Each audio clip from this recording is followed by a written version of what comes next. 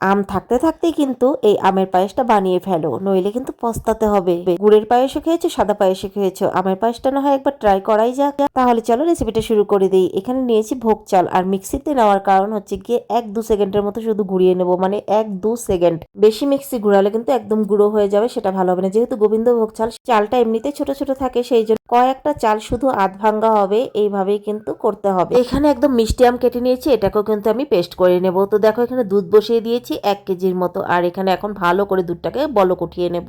এইভাবে যদি তোমরা পায়েস বানিয়ে খাও, সত্যি বলছি একদম অসাধারণ হবে। তো দেখো ভালো করে কিন্তু দুধটা অনেকক্ষণ বলক উঠিয়ে নেওয়ার পর এই যে চালটাকে, আর চালটা কিন্তু 1 কেজি দুধে হচ্ছে গিয়ে আমার পুরো 1 হাত ভর্তি করে দিয়েছি। তোমরা তোমাদের হিসাব মতো দিয়ে নিও। তো দেখো ভালো করে দুধটা ওঠার পর কিন্তু আমি দিয়ে দিলাম চালটা। আর এটা কিন্তু গোবিন্দভোগ চাল, আর এটাকে বললামই মানে কয়েকটা চালই শুধু একটু গুঁড়ো হবে, তাছাড়া সমস্ত চালগুলোই কিন্তু আস্তায় থাকবে। যাই হোক এই চালটা দেওয়ার পর কিন্তু ভালো করে নাড়াচাড়া করতে হয়, নইলেই কিন্তু একদম দানা পেকে যাবে। তারপর দিয়ে দিলাম চিনি, আর যে যতটুকু মিষ্টি খাও সেই হিসাবে কিন্তু তোমরা দিতে পারো। চিনি দেওয়ার পর আরো বেশ কিছুক্ষণ কিন্তু নাড়াচাড়া করে নিতে হবে, নইলে কিন্তু বললামই চালগুলো একদম দলা পেকে যাবে। বেশ কিছুক্ষণ নাড়াচাড়া করার পর চিনিটা যখন গলে যাবে, তারপরে কিন্তু বেশিক্ষণ না নাড়লেও হয়, তখন মাঝে মধ্যে নাড়িয়ে দিলেও কিন্তু হয়।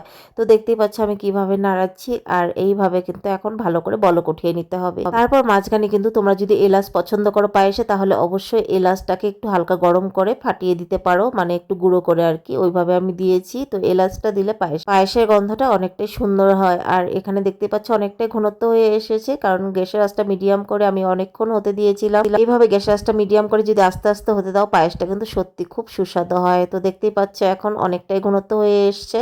আর তোমাদেরকে হ্যাঁ অবশ্যই দেখিয়ে দিব কতটুকু ঘন থাকতে পায়েসটাকে নামাতে হবে। তো একটু চিনিটা চেখে নিলাম আমি, তো দেখো আমি একদম চিনিটা পারফেক্ট ছিল।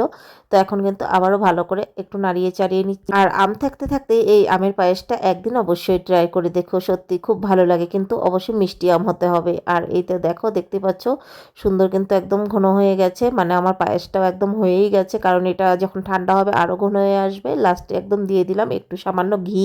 এখন আর একটু সময় নাড়াচাড়া করেই কিন্তু আমি এখন গ্যাসটাকে বন্ধ করে দেব। তো একদম দেখতে পাচ্ছ এই রকম ঘনত্বতে কিন্তু আমি গ্যাসটা অফ করে দেবো, কারণ ঠান্ডা হওয়ার পর ঘন হয়ে আসবে। তো হয়ে গেছে আমার। তো এখন একটুখানি ঘিটা দেওয়ার পর ভালো করে একটু নাড়িয়ে চাড়িয়ে নেব। আর এইভাবে রান্না করলে পায়েসটা কিন্তু চালটা 80% সেদ্ধ হয়, সেই পায়েসটা খেতে খুব ভালো লাগে। দেখলেই তোমরা চালটা দেওয়ার পরেই কিন্তু আমি চিনিটা দিয়েছিলাম, ওই রকম দিলে কিন্তু ভালো হয়। দেখতেই পারলে ইন্ডাকশনের সুইচটা অফ করে দিয়ে তারপরেই কিন্তু আমি এই যে আমের যে পেস্টটা করে রেখেছিলাম সেটাকে দিয়ে দিয়েছি, কারণ এটা একদম গরম অবস্থায় মানে বলকটা অবস্থায় যদি দাও তখন দুধটা ফাটার একটা চান্স থাকতে পারে। গ্যাসটাকে অফ করেই কিন্তু মিষ্টি আমের পেস্টটা তোমরা দিয়ে দেবে। এখানে আমি 1 কেজি দুধের মধ্যে 3টা আম নিয়েছিলাম, তোমরা তোমাদের মানে আন্দাজ অনুযায়ী দিয়ে নেবে। আর এখানে কিন্তু আমটা একটু দানা দানা দেখতে পাচ্ছ পায়েসের মধ্যে, কারণ কারেন্ট চলে গেছিলো, আমি একটা ঘুরান দিতেই মানে মিক্সিতে তখন কিন্তু কারেন্টটা চলে গেছিল, তাই আমের 1-2টো দানা আছে, তো কোনো ব্যাপার না, হাতা দিয়ে ওটাকে আমি ঠিক করে দেব, কারণ পাকা আম একটু ইয়ে করলে একদম গলে যায়। তো দেখতে পাচ্ছ কত সুন্দর একদম হলুদ কালারের আমের পায়েস, দেখতে যতটা সুন্দর হয়েছে না, সত্যি বলছি খেতে অসাধারণ হয়েছে। আর এটা দেখতে পাচ্ছ ঘনত্বটা এরকম ঘনত্বে কিন্তু পায়েসটা করবে, তাহলে ঠান্ডা হলে আরেকটু জমে যাবে, তখন কিন্তু একদম পারফেক্ট হয় পায়েসটা। মিষ্টি আম যদি বাড়িতে থাকে আজকেই বানিয়ে ফেলো এইভাবে একদম গোবিন্দভোগ চালের আমের পায়েস, সত্যি বলছি দুর্দান্ত লাগে খেতে। এটা গরমটা যেটা খেতে স্বাদ, তার থেকে দ্বিগুণ স্বাদ হয় বাসি পায়েসটা খেতে, যেটা পরের দিন। সত্যি বলছি তোমরা ফ্রিজে রেখে পরের দিন পায়েসটা খেয়ে দেখো, একদম অসম লাগে। তো একদমই কিন্তু সিম্পল ভাবে তোমাদের দেখিয়ে দিলাম আমের পায়েস। এই আমের দিনে আমের পায়েস যদি না খাও না, পস্তাতে হবে। আম থাকতে থাকতে সবাই বাড়িতে বানিয়ে ফেলো একদম সুন্দর টেস্টি আমের পায়েস।